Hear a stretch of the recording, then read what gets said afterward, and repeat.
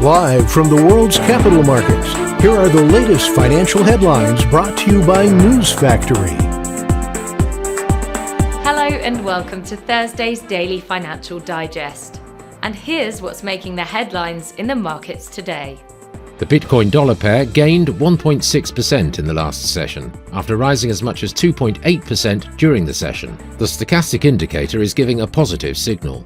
The last session saw the euro gain 0.8% against the dollar. According to the Williams indicator, we are in an overbought market.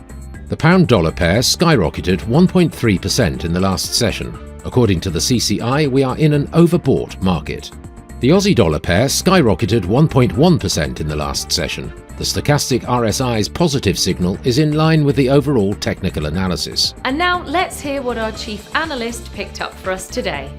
Tesla chief executive Elon Musk says he considers South Korea as a top candidate for investment, according to the office of President Yoon Suk Yeol. Britain's government may need to pay the Bank of England more than £30 billion next year, and also in 2024, to cover losses on its quantitative easing programme, a report released by the central bank showed.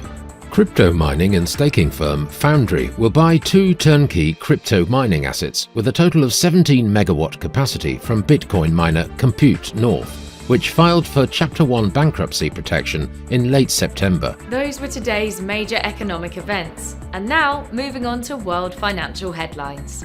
Germany's IFO, Business Climate, will be released at 0900 hours GMT. Germany's IFO, Current Assessment, at 0900 hours GMT.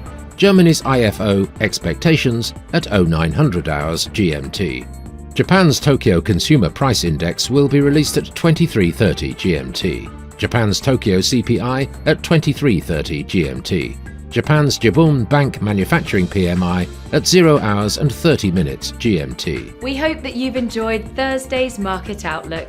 On behalf of all of us here, we wish you a productive trading day.